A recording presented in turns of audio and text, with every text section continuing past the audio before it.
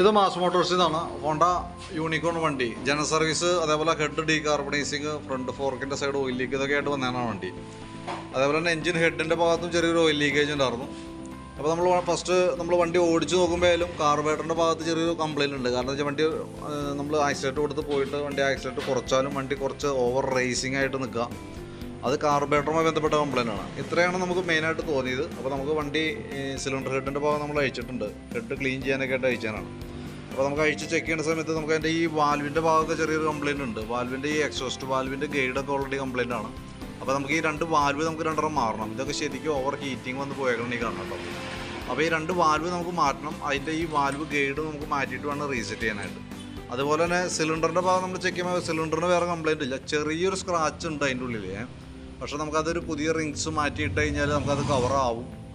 അത്രയ്ക്കുള്ള പ്രശ്നമാണ് തോന്നണുള്ളൂ നിലവിൽ കേട്ടോ. അപ്പോൾ നമുക്ക് എന്തെങ്കിലും ഹെഡ് കരിയൊക്കെ ക്ലീൻ ചെയ്തതിന് ശേഷം പിസ്റ്റൻ്റെ റിങ്സ് മാത്രം മാറ്റി നമുക്ക് റീസെറ്റ് ചെയ്യാം. സ്റ്റാൻഡേർഡ് റിങ്സ് അവൈലബിൾ ആണ്, മേടിക്കാൻ കിട്ടും നമുക്ക് കേട്ടോ. അപ്പോൾ റിങ്സ് എന്ന് പറയുന്നത് ഈ പിസ്റ്റൻ്റെ മുകളിൽ കിടക്കുന്ന ഈ യൂണിറ്റ് കേട്ടോ. അത് മാറ്റി നമുക്ക് റീസെറ്റ് ആകാം. പിന്നെ വേറൊരു കംപ്ലയിൻ്റ് എന്ന് പറഞ്ഞാൽ ഈ ക്യാം ഷാഫ്റ്റിൻ്റെ ഈ സൈഡിൽ വരുന്ന ബെയറിങ് കംപ്ലയിൻ്റ് ഉണ്ട്. അപ്പോൾ ഈ രണ്ട് ബെയറിങ്ങുകൾ മാത്രമായിട്ട് നമുക്ക് മാറ്റാനായിട്ട് പറ്റും. ക്യാം ഷാഫ്റ്റിന് വേറെ കംപ്ലയിൻറ്റ് കാണുന്നില്ല, ഒരല്പം തേമാനമുണ്ട്. പക്ഷേ നമുക്കതൊരു മാറ്റേണ്ട ഒരു സിറ്റുവേഷൻ ഒന്നും ആയിട്ടൊന്നുമില്ല. അപ്പോൾ ഈ ക്യാം ഷാഫ്റ്റിൻ്റെ ഈ രണ്ട് സൈഡിൽ വരുന്ന രണ്ട് ബെയറിങ് നമുക്ക് മാറ്റിയിടാം.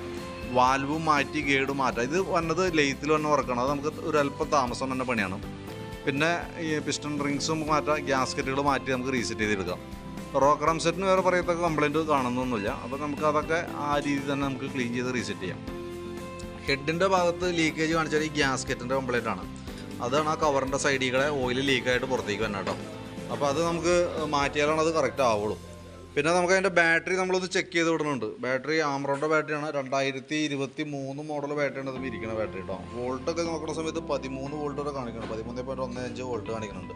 പിന്നെ ചെയിനൊക്കെ ഒന്ന് ടൈറ്റ് ചെയ്യാം. പിന്നെ സർവീസുമായി ബന്ധപ്പെട്ട് വർക്കണം. അപ്പോൾ മെയിനായിട്ട് നമുക്ക് താമസം വന്നത് ഹെഡിൻ്റെ ഈ ഭാഗം ആയതുകൊണ്ട് ഞാൻ അത് ഫസ്റ്റ് നമ്മൾ അയച്ച് ലെയ്ത്ത് വർക്കിലേക്കുള്ളത് നമുക്ക് അതിനകത്തേക്ക് അയക്കുന്നുണ്ട്. അപ്പോൾ അത് കംപ്ലീറ്റ് ആയതിന് ശേഷം അഡീഷണൽ രണ്ടാമത് ഒന്നുകൂടി ഒരു വീഡിയോ എടുത്തിട്ട് അതിൻ്റെ കൃത്യമായിട്ട് ഡീറ്റെയിൽസ് വീണ്ടും പറയാം. അതിനകത്ത് നമുക്ക് ഫ്രണ്ട് ഫോർക്കിൻ്റെ ഭാഗമൊക്കെ നമ്മൾ ഓയിൽസിൽ മാറ്റാനായിട്ട് അഴിക്കുന്ന സമയത്ത് ഈ റൈറ്റ് സൈഡിലെ ഫോർക്കിൻ്റെ ആണെങ്കിൽ നല്ല രീതിയിൽ ലീക്ക് കാണുന്നുണ്ട്. അത് നമുക്ക് അഴിച്ചു നോക്കിയാലാണ് അതിൻ്റെ പൈപ്പ് എന്തെങ്കിലും കംപ്ലയിൻറ്റ് എന്തെങ്കിലും ഉണ്ടോ എന്നൊക്കെ അറിയാൻ പറ്റുള്ളൂ. അപ്പോൾ ഫസ്റ്റ് നമുക്ക് ബാക്കിയത്തെ ജനറൽ സർവീസുമായിട്ട് ബന്ധപ്പെട്ട വർക്കുകൾ കംപ്ലീറ്റ് ചെയ്യാം. ഹെഡ് ഡീകാർബണൈസുമായി ബന്ധപ്പെട്ട വർക്ക് കംപ്ലീറ്റ് ചെയ്തതിന് ശേഷമാണ് നമുക്ക് ഫ്രണ്ട് ഫോർക്കിൻ്റെ ഭാഗം അഴിക്കുള്ളൂ. അപ്പോൾ ഞാൻ ബാക്കിയത്തെ ചെയ്യുമ്പോൾ നമുക്ക് ഏകദേശം എത്ര വരുമെന്ന് നോക്കിയിട്ട് ഫ്രണ്ട് ഫോർക്കിൻ്റെ ഉൾപ്പെടുത്താതെ ബാക്കിയത്തെ ചെയ്യുമ്പോൾ ഏകദേശം എത്ര വരുമെന്ന് ഒരു എസ്റ്റിമേറ്റ് ആക്കി നോക്കിയിട്ട് അതിൻ്റെ ഡീറ്റെയിൽസ് ഒന്ന് പറയാം. വീഡിയോ അതേപോലെ തന്നെ എസ്റ്റിമേറ്റ് കൂടി വാട്സാപ്പിലേക്ക് ഇട്ടേക്കാം. അപ്പോൾ വീഡിയോ കണ്ടുമ്പോൾ നോക്കിയിട്ടൊന്ന് റിപ്ലൈ ഇട്ടേരെ. അതേപോലെ നമുക്ക് കാർബറേറ്ററിൻ്റെ കംപ്ലയിൻറ്റ് പറഞ്ഞല്ലോ, അത് നമുക്ക് അഴിച്ച് ചെക്ക് ചെയ്യുന്ന സമയത്ത് പ്രത്യക്ഷത്തിൽ കാണുന്നത് വാക്യൂം പിസ്റ്റൻ്റെ തേമാനമാണ്. അതായത് വാക്യൂം പിസ്റ്റൺ കാർബറേറ്ററിൻ്റെ ബോട്ടത്തുമ്പോൾ പിടിക്കുന്നുണ്ട്, അതൊന്ന്. പിന്നെയെന്ന് പറഞ്ഞാൽ കാർബറേറ്ററും തേമാനം കാണുന്നുണ്ട്. അപ്പോൾ കാർബറേറ്ററിൻ്റെ ഈ ഭാഗമൊക്കെ നോക്കുമ്പോൾ ഉള്ളിൽ തേഞ്ഞാണ് കാണുന്നുണ്ടോ. അങ്ങനെ വന്ന സമയത്ത് സ്വാഭാവികമായിട്ട് നമുക്ക് കാർബറേറ്റർ അസംബ്ലി നമുക്കൊന്ന് ക്ലീൻ ചെയ്ത് വാക്യൂം പിസ്റ്റൊക്കെ മാറ്റിയിട്ടൊന്ന് സെറ്റ് ചെയ്ത് നോക്കാം. വീണ്ടും കംപ്ലയിൻ്റ് ആണ്, വീണ്ടും റെഡി ആവുന്നില്ല എന്നുണ്ടെങ്കിൽ നമുക്ക് കാർബറേറ്റർ അസംബ്ലിയൊക്കെ മാറ്റി റീസെറ്റ് ചെയ്യേണ്ടി വരും. ഇപ്പോൾ കോമൺ ആയിട്ട് കാണുന്ന ഒരു കംപ്ലയിൻ്റ് ആണ് കാർബറേറ്റർ കംപ്ലയിൻറ്റ്. ഇപ്പോൾ യൂണിക്കോൺ ഒട്ടുമിക്ക വണ്ടികളിലും കാണുന്നു, യൂണിക്കോൺ ഷൈൻ ഒട്ടുമിക്ക വണ്ടികളിലുണ്ട്.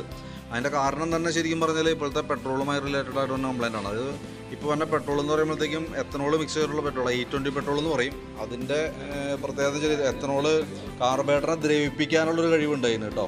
അപ്പോൾ അത് പരമാവധി നമുക്ക് ക്ലീനറൊക്കെ ഉപയോഗിച്ച് ക്ലീൻ ചെയ്ത് റീസെറ്റ് ചെയ്യാം. കൂടുതൽ കംപ്ലയിൻറ്റ് ഉണ്ടെങ്കിൽ ഞാൻ വർക്ക് കംപ്ലീറ്റ് ചെയ്തതിന് ശേഷം നോക്കിയിട്ട് അതിൻ്റെ ഡീറ്റെയിൽസ് ഞാൻ പറയാം കേട്ടോ. ബാക്കിയത്തെ വർക്ക് കംപ്ലീറ്റ് ചെയ്തതിന് ശേഷം. പിന്നെ നമുക്ക് അതിൻ്റെ എഞ്ചിൻ ഓയിൽ ചെക്കപ്പാണ് പറഞ്ഞിരുന്നത്. അപ്പോൾ ഞാൻ അതിൻ്റെ ഓയിൽ നിലവിൽ നോക്കിയായിരുന്നു. ഓയിൽ ലെവൽ കുറവ് കാര്യങ്ങളൊന്നും കാണുന്നില്ല. എഞ്ചിൻ ഓയിൽ ശരിക്കും നമുക്ക് ഓയിൽ ചേഞ്ചിൻ്റെ ഇത് പറഞ്ഞത് 3000 കിലോമീറ്ററാണ്. ഒരു പ്രാവശ്യം മാറിക്കഴിഞ്ഞാൽ അടുത്ത 3000 കിലോമീറ്ററിൽ നമ്മൾ ഓയിൽ മാറ്റേണ്ടി വരാം. അപ്പോൾ കിലോമീറ്ററിൻ്റെ അടിസ്ഥാനത്തിൽ ഓയിൽ മാറ്റേണ്ട സമയം ആയിട്ടുണ്ടെങ്കിൽ ഒന്ന് പറയണം, നമുക്ക് ഓയിലും കൂടി കൂട്ടത്തേക്കൂടെ മാറ്റാവുന്നതാണ്. ഇപ്പോൾ എസ്റ്റിമേറ്റ് ഞാനത് ഉൾപ്പെടുത്തുന്നില്ല, ബാക്കിയത്തെ ഭാഗങ്ങളും ഉൾപ്പെടുത്തണം. അതടക്കമുള്ളൊരു എസ്റ്റിമേറ്റും വീഡിയോ ആണ് വാട്സാപ്പിലേക്ക് ഇടണം കേട്ടോ. അപ്പോൾ അത് കംപ്ലീറ്റ് ചെയ്തതിന് ശേഷം നമുക്ക് ഫ്രണ്ടിലെ ഭാഗം അഴിക്കാം. ഫ്രണ്ടിൽ നമുക്ക് സാധാരണ രീതിയിൽ ഫോർക്ക് ഓയിൽസിൽ മാറ്റി വരുമ്പോൾ നമുക്ക് 900-950 രൂപയൊക്കെ നോർമൽ രീതിയിൽ വരാറ്. പിന്നെ ഈ ഫോർക്ക് പൈപ്പിന് കംപ്ലയിൻ്റ് ഉണ്ടെങ്കിൽ പൈപ്പിൻ്റെ പൈസ ആ എമൗണ്ട് അഡീഷണൽ വരും. അത് നമുക്ക് അഴിച്ച് നോക്കിയാലാണ് അത് കംപ്ലയിൻറ്റ് ഉണ്ടോ ഇല്ലയോ എന്നുള്ളത് അറിയാൻ പറ്റുള്ളൂ. അപ്പോൾ അതുകൊണ്ടാണ് ഞാൻ അങ്ങനൊരു സജഷൻ പറഞ്ഞത്. നോക്കിയിട്ട് എന്തെങ്കിലും ബാക്കിയത്തെ എന്തെങ്കിലും ഫ്രണ്ടിലത്തെ എന്തെങ്കിലും നമുക്ക് പെൻഡിങ് വർക്കത്തെ കംപ്ലീറ്റ് ചെയ്തതിന് ശേഷം നമ്മൾ ചെയ്യുള്ളൂ. അപ്പോൾ നോക്കിയിട്ട് എന്തെങ്കിലും ഒന്ന് പറഞ്ഞാൽ മതി. ഓക്കെ, നമുക്ക് എന്തായാലും നമുക്ക് 2 ദിവസം താമസം വരും കേട്ടോ. ഇതിലേക്ക് ഒരു ദിവസം പോകും, അത് കഴിഞ്ഞിട്ടാണ് നമുക്ക് സെറ്റിങ് തുടങ്ങുള്ളൂ. അപ്പോൾ അതിൻ്റെ ഒരു താമസം എന്തെങ്കിലും ഉണ്ടാവും.